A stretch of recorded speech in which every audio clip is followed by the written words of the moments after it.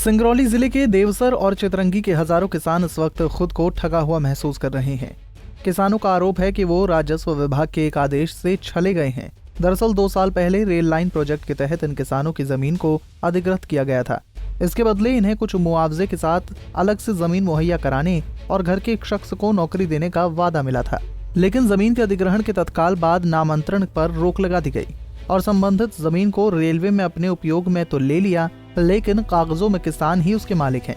इसी स्थिति में किसान ना तो उस जमीन का उपयोग कर पा रहे हैं और ना ही उन्हें इसका मुआवजा मिल सका। वहीं प्रोजेक्ट की कछुआ चाल के कारण अब तक इन्हें नौकरी भी नहीं मिल पाई। अभी आपको क्या ऐसी प्रॉब्लम आ रही है? अभी तक आप लोगों को क्या रेलवे से नोटिस नहीं मिली? अभी हमारी प्रॉब्लम ये है कि अभी तक हमारे जमीन की रजिस्ट्री हुई थी, नामांतरण नहीं हुआ है, बटन 12 नहीं हुआ है और हमें मुआवजा नहीं मिला है। ऐसे कितने किसान होंगे इस तरह के जिनके जमीनों का नामांतरण हो गया है लेकिन रजिस्ट्री के लिए नामांतरण नहीं हुआ है? अब लगभग कम से कम हजारों से ज्यादा किसान हैं, उन रजिस्ट्री हुई है, कलेक्टर के आदेश की पूर्व की रजिस्ट्री है, अभी तक बटन 12 नहीं हुआ है और नामांतरण नहीं हुआ। अगली कार्रवाई क्या चाहते हैं आप लोग? सारे किसान क्या करेंगे आप लोग? अब आगे किसान अगर उनके कार्यवाही नहीं हुई, उनका नामांतरण नहीं हुआ, बटन 12 नहीं हुआ, उनको मुआवजा नहीं मिली, नौकरी नहीं मिली तो आंदोलन करेंगे, धरना करेंगे, प्रदर्शन करेंगे और हाई कोर्ट जाएंगे। हाई कोर्ट में नहीं हुआ तो फिर क्या करेंगे आप? हाई कोर्ट में अगर हमें कामयाबी नहीं मिलती है तो हम सुप्रीम कोर्ट जाएंगे।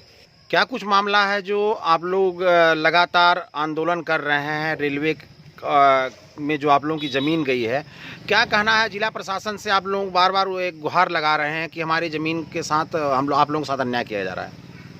पहली बात तो कहना चाहूँगा कि कलेक्टर के आदेश के पूर्व में हमने ज़मीनें खरीदी थी, उसकी रजिस्ट्री हो गई, लेकिन नामांतरण अभी तक नहीं हो गया है। हम लोग गरीब आदमी हैं, हम लोगों की ज़मीनें जो भी पैसा था ज़मीन खरीदने में डाल दिए और उसका नामांतरण नहीं हो पाया। हमारे तरह हज़ारों 2-3-4 हज़ार किसान होंगे यहाँ पे जिन्हें ज़मीनें खरीदी है लेकिन उसका नामांतरण भी नहीं हो पाया है। और यदि हम लोगों की ज़मीनों का नामांतरण नहीं हुआ तो हम लोग हाई कोर्ट जाएंगे, सुप्रीम कोर्ट जाएंगे, धरना करेंगे, आंदोलन करेंगे और पटरियाँ उखाड़ देंगे, जेल भले जाना पड़े, लेकिन हम लोग यहाँ पे रेलवे ललितपुर सिंगरौली का प्रोजेक्ट नहीं होने देंगे जब तक कि हमारा अधिकार नहीं मिल जाता है। बेचारे किसान अपनी इस परेशानी को लेकर दर की ठोकरें खा रहे हैं। बात अगर आश्वासन की करें तो प्रदेश के मुख्यमंत्री शिवराज सिंह चौहान खुद इस विषय में हस्तक्षेप की बात कहकर नामांतरण का भरोसा दिला चुके हैं, लेकिन अब तक कुछ हुआ नहीं है। आपने ललितपुर सिंगरौली रेलवे लाइन की बात करी। हम लोग जानते हैं कि वर्षों से ये काम रुका हुआ था। अब यहाँ भी जमीन अधिग्रहण की प्रक्रिया प्रारंभ हो गई है। सीधी जिले में काम प्रारंभ हो गया टनल बनने का और जल्दी ललितपुर सिंगरौली रेलवे लाइन पूरी होगी, जिससे सिंगरौली के विकास को निश्चित तौर पर एक नई दिशा मिलेगी।